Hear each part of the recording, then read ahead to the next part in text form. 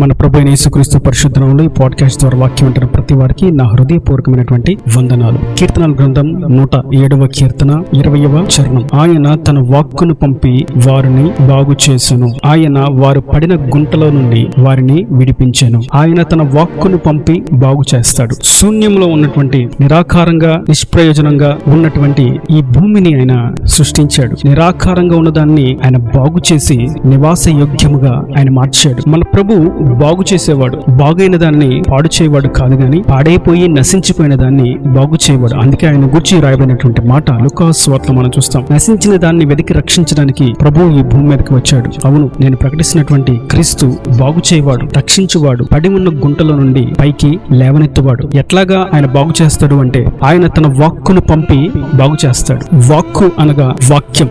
ఆయన మాట వాక్యం. ఆ వాక్యమే ఆయన శక్తితో ప్రభావముతో జనులను తడుపుతుంది, జనులను దర్శిస్తుంది, సర్వభూతలమును రక్షిస్తుంది. ఆ వాక్కే ఈ భూమిని జీవింపు చేయడానికి మనిషి జీవన గమనమునకు ఆధారమై ఉన్నది. అటువంటి శక్తి కలిగినటువంటి వాక్కును పంపి తన జనులను ఆయన రక్షిస్తాడు, బాగు చేస్తాడు. వారు పడిన గుంటల నుండి లేపి విడిపిస్తాడు. బాగు చేసే విధానంలో ఆయన తన వాక్కును పంపి బాగు చేస్తాడు. ఎట్లాగ బాగు చేస్తాడు, ఏ విషయాలను ఆయన బాగు చేస్తాడు అనే విషయాన్ని మనం చూసినట్టయితే ఇదే కీర్తనల గ్రంథం 147వ కీర్తన 3వ చరణంలో చూసినట్టయితే గుండె చెదిరిన వారిని ఆయన బాగు చేయవాడు, వారి గాయములు కట్టువాడు. చదివిన వాక్య భాగంలో కొంతమందికి హృదయం బాగోలేదు, శరీరం బాగోలేదు, అలసటగా ఉంది, బలహీనంగా ఉంది అని అనుకుంటూ ఉంటే వారికి ఉన్నటువంటి బలహీనత శరీర సంబంధంగా చూస్తే గుండె చెదిరింది అంటే వారి మానసికంగా గుండె చెదిరిన వారే. బలహీనతను బట్టి, బాధలను బట్టి, అవమానాలను బట్టి, నిందలను బట్టి, శ్రమలను బట్టి, శోధనలను బట్టి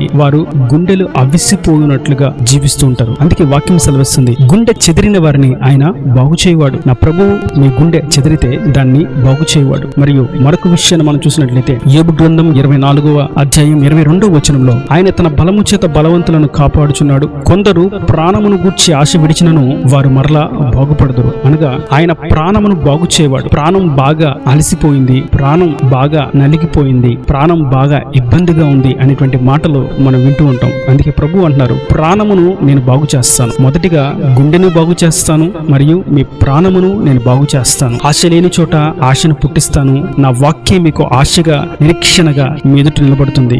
నా వాక్యే మీ వెనుక బలమును, ధైర్యమును నింపుతుంది. నా వాక్కు మీలో నుండి నూతన బలమును ఉద్భవింపచేస్తుంది. అటువంటి వాక్కును నేను పంపి మీ గుండెను, మీ ప్రాణమును నేను బాగు చేస్తాను. మరియు యెషయా ప్రవచన గ్రంథం 44వ అధ్యాయం 26వ వచనంలో చూస్తే నేనే నా సేవకుని మాట రూఢిపరచువాడను, నా దూతల ఆలోచన నెరవేర్చువాడను. యెరూషలేము నివాస స్థలమగుననియు యూదా నగరును గూర్చి అవి కట్టబడుననియు నేను ఆజ్ఞ ఇచ్చియున్నాను. దాని పాడైన స్థలములను బాగు చేయవాడను నేనే. మీ సరిహద్దులలో, మీ వ్యాపారంలో, మీ పనిలో, మీ వృత్తిలో, మీ గృహములో పాడైపోయినటువంటి, సరిగా లేనటువంటి, సంతోషం లేనటువంటి పరిస్థితి ప్రభు సెలవిస్తున్నారు. మీ పాడైపోయినటువంటి స్థలములను నేను బాగు చేయుదును. ఇంకా మాట్లాడితే దానిని బాగు చేయగలిగినటువంటి శక్తి, సామర్థ్యత నాకు మాత్రమే ఉంది. దానిని నేనే బాగు చేస్తాను. ఆయన పాడైపోయిన స్థలమును బాగు చేయవాడు. నివాస యోగ్యమైనటువంటి, సంతోషకరమైనటువంటి గృహముగా, వృత్తిగా, పనిగా ఆయన బాగు చేయవాడు. మరొక విషయాన్ని మనం చూసినట్టయితే ఇర్మియా ప్రవచన గ్రంథం 3వ అధ్యాయము 22వ వచనం.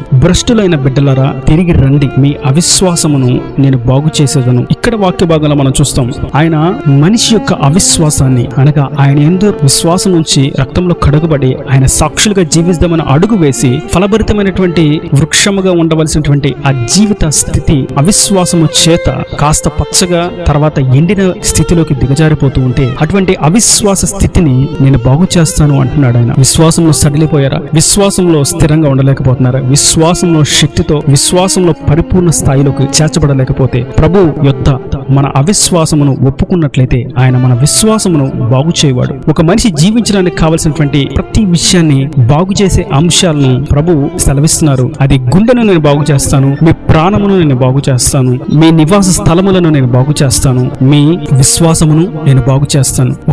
ఒక జీవి ఈ భూమి మీద జీవించడానికి ఏవైతే అవసరమో వాటన్నిటిని ఆయన బాగు చేస్తాడు. ఎలాగ బాగు చేస్తాడని చూసినట్టయితే ఆయన తన వాక్కును పంపి బాగు చేస్తాడు. మరియు రెండవదిగా ఆయన ఎలాగ బాగు చేస్తాడనేటువంటి విషయాన్ని మనం చూసినట్టయితే మత్తయి సువార్త 9వ అధ్యాయం 22వ వచనంలో యేసు వెనుకకు తిరిగి ఆమెను చూచి, కుమారి ధైర్యముగా ఉండము, నీ విశ్వాసము నిన్ను బాగుపరిచినని చెప్పగా ఆ గడియ నుండి ఆ స్త్రీ బాగుపడిన. ఇక్కడ చదివిన వాక్య భాగంలో విశ్వాసమును బట్టి బాగు చేస్తాడు. ఇప్పుడు ఆయన బాగు చేస్తాడు అనేటువంటి మాటను నమ్మాలి. ఆయన గుండెను బాగు చేస్తాడు, అవిశ్వాసమును బాగు చేస్తాడు, ప్రాణమును బాగు చేస్తాడు, మన నివాస స్థలములను బాగు చేస్తాడు అనేటువంటి ఈ మాటను కూడా విశ్వసించలేకపోతే గనక దేవుని కార్యాన్ని చూడడం దుర్లభం. అవిశ్వాసమును బాగు చేస్తానంటున్నాడు కదా ప్రభు, నాకు అసలు విశ్వాసమే లేదు, నేను అవిశ్వాసినే, నన్ను బాగు చేయమను అని ఆయన వద్దకు వస్తే ఆయన అంటున్నారు, నేను బాగు చేస్తాను అన్న మాటను కూడా నీవు విశ్వసించలేకపోతే నీవు కార్యము చూడట దుర్లభం. అందుకే కృత నిబంధనలో యేసుక్రీస్తు ఈ భూమి మీద సశరీరుడుగా సంచరిస్తూ ఉండగా ఆయన ప్రతి వారితో చెప్పినటువంటి మాట,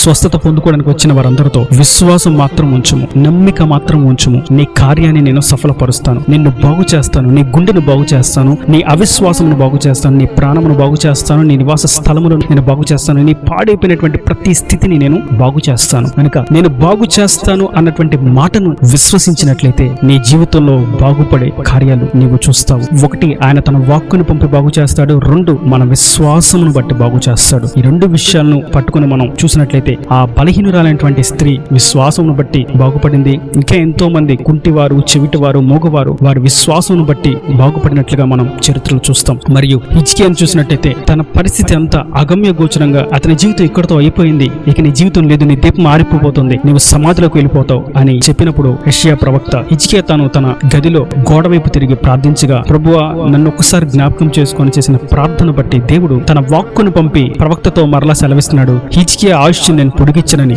మరలా ఇల్లు చెప్పు అన్నాడు. ఆ మాట ఎప్పుడైతే యెషయా దేవుని మాటగా హిజ్కియాకి సెలవిచ్చాడో హిజ్కియా జీవితంలో కార్యం జరగడం ప్రారంభించబడింది. 15 సంవత్సరంలో ఆయుష్ పొడిగించబడింది. అందుకే వాక్యం సెలవిస్తుంది, నేనే నా సేవకుని మాట రూఢిపరచువాడను, నా దూతల ఆలోచన నెరవేర్చువాడను. ఆయన సేవకుని మాట, ఆయన దూతల ఆలోచన ఆయన నెరవేరుస్తాడు. ఆయన సేవకుని చెప్పుకుంటూ సేవకుడు కాకుండా ఉన్న వాని మాటలు ఆయన రూఢిపరచడు, నెరవేర్చడు. తన సేవకుని మాట మాత్రమే ఆయన నెరవేరుస్తాడు. యెహోవా హస్తబలం తన సేవకుని ఎడల కనపరచబడను. తన సేవకుని ద్వారా ఆయన తన పరాక్రమ కార్యాలను, భీకర కార్యాలను జరిగిస్తాడు. దానికి సరైనటువంటి నిర్వచనం మోషే, యెహోషువ, ఎలియా, ఎలీషా, ఎంతో మంది మనం చూసినట్లయితే వారందరి ద్వారా దేవుడు తన కార్యాన్ని జరిగించాడు, రూఢిపరిచాడు. కనుక నేడు ఆయన యందు విశ్వాసం ఉంచుదాం. ఆయనే మనలను బాగు చేయవాడు. మన స్థితి, హృదయం బాగోలేదా, మీ మనసు బాగోలేదా, మీ ప్రాణము సొమ్మసిల్లిపోయిందా, అలిసిపోయిందా, సొలసిపోయిందా, మీ జీవితం చిమ్మ చీకటిలో నిలిచిపోయినట్లుగా, పాడైపోయినట్లుగా ఉందా, ఆయన వెలిగించువాడు, ఆయన బాగు చేయవాడు, ఆయన కట్టువాడు, రూపుదిద్దువాడు, ఆరోగ్యాన్నిచ్చేవాడు, స్వస్థపరచువాడు, జీవింపచేయవాడు,